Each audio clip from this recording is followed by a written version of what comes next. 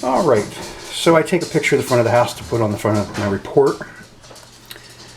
There's a piece of siding that was damaged at some point. I think it had something there and it's been removed, so it has been caulked, but it would be better to seal that in a more permanent way so water can't get in there. There's wood rot in this piece of window trim right here at the corner. It's right here, so those should be replaced.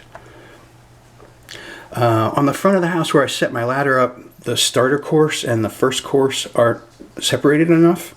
They're only about 1.5 inches apart right here, and I checked it in another place and it was about the same. That usually creeps, and in one direction it gets better, and the other direction it gets worse until they actually overlap. And so water can get underneath the roofing right there potentially. So most people will fix that with a flashing card and slide that up under there with a little tar on it. Same thing here. There's like 5 or 6 shingles on the roof that were damaged, pretty minor damage, but like this is an example. There's a nail right through the top of the roofing here, so that's going to leak over time. That could be caulked or something also. Yeah, you could tar it. Okay, there's another one. That's where that is. Okay. It's the back right corner. Yeah, that could just be some caulk or something. Looks like that pressure washer might have torn that shingle. Same thing with this one. Same thing with this one. The garage is just really full. I just take pictures of that. I can't see everything like I'd like to be able to because it's full. That's what happens when you're moving also. Yeah, right. Yes. The furnace didn't have any current service tags, and I actually asked him. He said he hadn't gotten around to it yet, but they were aware of that. So I'd recommend it be serviced. The water heater's been replaced recently. The old water heater must have had a temperature pressure release valve on the top, and this one comes out the side, so it never got hooked up. It's a pretty important safety feature. They don't open very often. Rarely do they open, but when they do, scalding hot water and steam come shooting out. So for safety, you want to have that pipe connected so it goes to the outside.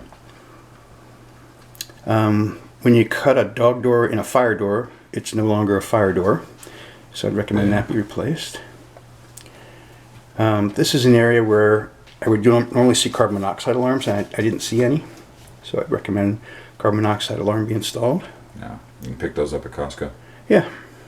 State law requires the seller to provide it, actually. But this is a 24-hour clock timer that usually has pins in it, and they're silver and gold, and I forget, the silver ones turn it on, the gold ones turn it off, or vice versa. But it's part of the fresh air system of the house to draw older air out and new air in. So I'd recommend getting some pins for that. Set it for 4 or so hours a day. The attic wasn't like I couldn't traverse the attic because it's a real low hip roof and it's heavily insulated, so I wouldn't be able to know where to put my feet necessarily. I could come through the ceiling. So when that's the case, I just take my flashlight and I just scan around several times and see that everything's in order. I took a picture of the bathroom fan vent, that it's hooked up and going to the outside like it should be. Under the house there was 3 or 4 areas that had wood scraps left over from construction, so because it's cellulose it's considered food for insects. So I'd recommend all the rakeable and larger chunks of wood be taken out. And we're back out front. Okay.